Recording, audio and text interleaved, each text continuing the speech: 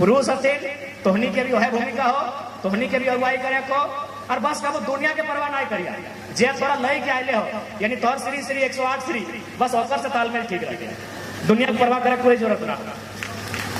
लेकिन दुनिया के रीत लगो, दुनिया कभी तो दुनिया की रीत लगो कि निंदा उन्हीं की होती है जो लोग जिंदा है, जब तक जिंदा है तब तक निंदा होगी। अब मर के देखिए लोग कहेंगे रास्ता छोड़ दीजिए, लाश जा रहा है। हमारे जो भी नेता आएंगे आपके बीच से आएंगे, आपकी राय शुमारी से आएंगे, आपकी रजामंदी से आएंगे, उसके बाद हम लोग घोषणा करेंगे कि रामगढ़ का प्रत्याशी ये है, बड़का गांव का प्रत्याशी ये है और मांडू का प्रत्याशी ये है। और कांग्रेस की बात करेंगे तो देखिए बगल में नियोजन नीति, सुबोध खान की बेटी कौन है भाई, आ गई ना, 4.5 लाख वोट ले आई ना, नेता बन गई ना, ये है नियोजन नीति नेताओं की। आइए आजू की बात कीजिए, संसद जी सांसद, पत्नी जी बन गई विधायक, बन गई ना नियोजन नीति। हेमंत जी की बात कीजिए, मुख्यमंत्री भाभी विधायक गांडे से बन गई ना नियोजन नीति। देखिए नेता का चुनाव जीतने में कभी रोल नहीं होता है, न संजय जी हर एक बूथ में गए हैं, न जयराम मातो हर एक बूथ में गए हैं। चुनाव जीतने का काम कार्यकर्ता करते हैं, केडर करते हैं, यानी यहाँ आप सभी कार्यकर्ता आए हैं, ये कोई जनसभा नहीं है, ये कार्यकर्ता सम्मेलन है। इसलिए मैं आपसे कहना चाहूंगा कि किसी भी चीज को आपको जीतना है, क्योंकि वो आपके टीम के लिए कह रहे थे, लेकिन आज हम चुनाव के संबंध में कहेंगे कि अगर जीतना है तो आपको 3D का फॉर्मूला के साथ चलना होगा। पहला डी से होता है डिटर्मिनेशन। डिटर्मिनेशन को हम लोग हिंदी में बोलते हैं इरादा। इरादा यानी अपने मन में ठानना कि हाँ हमने मन में ठान लिया है कि रामगढ़ विधानसभा से जेपी केसस को जिताएंगे तो जिताएंगे, मांडू विधानसभा से फलाना को उसके लिए मेहनत करेंगे तो करेंगे। ये होता है डिटर्मिनेशन यानी इरादा जो हम मन में ठानते हैं। दूसरा डी से होता है डेडिकेशन। डेडिकेशन का मतलब होता है समर्पण। समर्पण का मतलब होता है कि आज बारिश हो रही है लेकिन लोग इंतजार कर रहे हैं, आप फिर भी भीगते भीगते या फिर बारिश की चुनौती को स्वीकार करते करते कार्यक्रम में जाते हैं, तो समर्पण कहते हैं, डेडिकेशन कहते हैं। और आप जो भी इस कमरे में बैठे हैं ना, यहाँ डिटर्मिनेशन भी दिख रहा है कि आप संकल्प लेके आए हैं कि जब तक जयराम बाबू अपना भाषण खत्म नहीं करेंगे हम लोग घर नहीं जाएंगे। आप डेडिकेशन में भी बैठे हैं, आपकी ओर एक भी पंखा नहीं है, आप पंखे को घुमा रहे हैं लेकिन फिर भी बैठे हैं, इसे डेडिकेशन कहते हैं। लेकिन एक चीज की कमी है जिसे लास्ट में डिसिप्लिन कहते हैं। डिटर्मिनेशन साफ साफ दिख रहा है, आगे भी दिख रहा है, पीछे भी दिख रहा है, बाहर बैठे उनमें भी दिख रहा है, डेडिकेशन भी दिख रहा है, थोड़ा डिसिप्लिन नहीं दिख रहा है। हो सकता है हम में भी नहीं दिख रहा हो। हम ये नहीं कह रहे हैं कि हम मोदी जी की तरफ थोड़ी कह रहे हैं कि हम कोई अवतार लेके आए हैं, इसी मिट्टी से आए हैं। हो सकता है डिसिप्लिन हम में भी नहीं फॉलो हो रहा है। तो इसलिए अगर चाहते हैं कि विधानसभा के चुनाव में फतह हो तो डिटर्मिनेशन डेडिकेशन के साथ साथ हमें डिसिप्लिन मेंटेन करना होगा। यही चुनाव में हमारी खामी यही रही। चुनाव लोकसभा में हम लोग और बेहतर कर सकते थे, हो सके तो सीटों को जीत भी सकते थे, लेकिन थोड़ा सा डिसिप्लिन में कमी रहा, इस बात को स्वीकार करना होगा। इसलिए एक मूल मंत्र यह भी रहेगा हमारे तमाम कार्यकर्ता के लिए, 3D determination, dedication, the last discipline. इंसान को महान बनने के लिए उसमें 3 क्वालिटी होना चाहिए। मुंशी प्रेमचंद अपने कालजयी उपन्यास गोदान में लिखते हैं कि इंसान को महान बनने के लिए, सर्वश्रेष्ठ बनने के लिए, श्रेष्ठ बनने के लिए, उत्कृष्ट बनने के लिए 3 क्वालिटी होना चाहिए। एक क्वालिटी त्याग, दूसरा क्वालिटी सहनशीलता का और तीसरा क्वालिटी क्षमा का। लेकिन एक स्त्री में ये 3 क्वालिटी जन्म से होता है। ये मुंशी प्रेमचंद कहते हैं, हम नहीं कह रहे भैया। त्याग का मतलब तो आप जानते हैं, आपसे ज्यादा त्याग कोई कर ही नहीं सकता है। सहनशीलता की अगर बात करें तो धरती के बाद अगर कोई सह सकती है तो एक स्त्री सह सकती है। और क्षमा की बात करें तो हमें लगता है एक जीवन काल में एक स्त्री जितने लोगों को माफ करती है, अगर पुरुष लोग होता तो रोज नया महाभारत होगा। अगर स्त्री लोग चाहेगी ना महाभारत करना तो रोज होगा, लेकिन वो माफ कर देती है। इसलिए हम चाहते हैं, आपकी जिम्मेवारी ज्यादा है और आप नो डाउट उस जिम्मेवारी को बड़े अच्छे तरीके से निभाएंगे।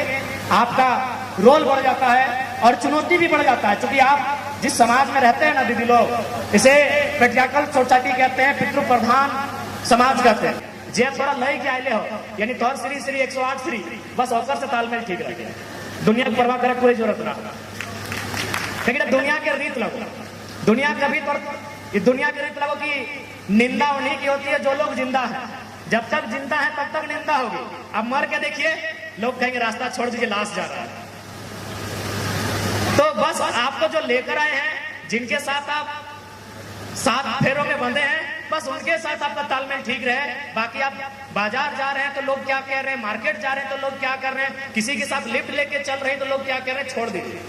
ये दुनिया उस दिन बहुत अच्छी हो जाएगी जब आप छोड़ के जाएंगे। क्या बोलेंगे पता है, बेचारी जैसने हमें बढ़िए हमें, यही बोलेगा। आज से ही इसी क्षण से आप कर लीजिए, क्योंकि हमारे लिए समय नहीं है, उनके लिए समय होगा, क्योंकि उनके पास बड़ी बड़ी अटैचियां हैं, उनके पास बड़े बड़े लोग हैं, हमारे पास जो भी हैं आप हैं।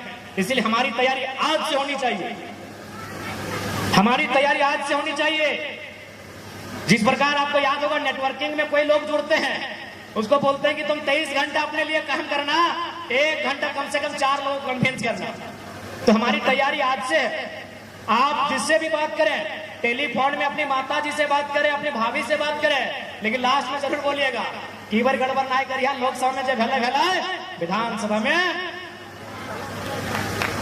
आज आपको लग रहा है कि नहीं ये जुलाई, अगस्त, सितंबर, अक्टूबर, आपको हाथ में लग रहा है 4 महीना। यकीन मानिए जैसे जैसे चुनाव नजदीक आएगा, हम अपना एक्सपीरियंस बता रहे हैं गिरिडीह लोकसभा का, आज भी हमको मलाल रहता है कि काश तो 10 दिन हम अंडरग्राउंड हो गए थे, अगर बाहर होते तो हजारीबाग को भी और अच्छा करते और गिरिडीह को हम जीत जाते। कहे कि हमने पाया कि जिन जिन क्षेत्रों में मेरा वोट नहीं था, अगर उन गांवों में हम जा रहे थे, बुजुर्गों का आशीर्वाद ले रहे थे, लोगों से मिल रहे थे, मेरा हर एक बूथ में वोट आया। जबकि वहां हम लोग सोचे नहीं थे, हम लोग सोचे थे कि ना ये बीजेपी का कोर वोटर है, ये फलाना पार्टी का कोर वोटर है, ये लोग तो टूटेंगे ही नहीं। लेकिन वो इंतजार कर रहे थे कि लड़का आएगा कब। और हमें लगा कि एक दिन में हम 10,000 वोट प्लस कर रहे थे, क्योंकि एक दिन में लगभग 20-25 गांव जा रहे थे, और एक एक गांव में, एक एक क्षेत्र में लगभग 500-700 वोट हम प्लस करते थे। यदि 10 दिन हम फील्ड में रहते हैं तो 10 दहाई 100 यानी 1 लाख वोट फिर हम ऐड करते हैं, और 1 लाख से तो अंतर रहा है, यानी गिरिडीह लोकसभा जीत जाते हैं। जिस दिन वोटिंग हो रहा था ना, हम 2 बजे रात तक सभा किए थे। भले आचार संहिता था, लेकिन रात को मिलने जुलने के लिए मना नहीं था। हम घर में जा जाकर लोगों से 2 बजे रात तक मिले थे, और दिल यही कह रहा था कि काश और 1 सप्ताह दे दे, और 1 सप्ताह मिल जाएगा तो चुनाव आराम से जीत जाएंगे।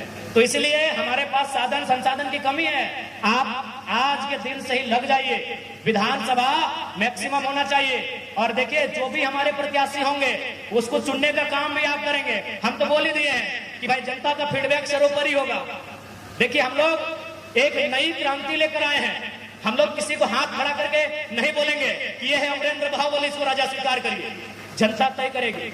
हम तो पहली बार एक जिस प्रकार चूंकि हमेशा जो परीक्षा में भाग लेने वाले नौजवान शिकायत करते हैं कि चपरासी बनने के लिए परीक्षा देना पड़ता है, और जो लोग मेडिकल का स्पेलिंग नहीं जानते हैं स्वास्थ्य मंत्री बन जाते हैं, तो हमने एक प्रयास किया है, हम लोग एप्लीकेशन लेंगे, एक पैटर्न में ढालेंगे, अपने प्रत्याशी को बाकायदा इंटरव्यू में भी लेके जाएंगे, उनसे सवाल जवाब भी होगा। तो इसलिए हमारे जो भी नेता आएंगे आपके बीच से आएंगे, आपकी राय शुमारी से आएंगे, आपकी रजामंदी से आएंगे। उसके बाद हम लोग घोषणा करेंगे कि रामगढ़ का प्रत्याशी ये है, बड़का गांव का प्रत्याशी ये है, और मांडू का प्रत्याशी ये है।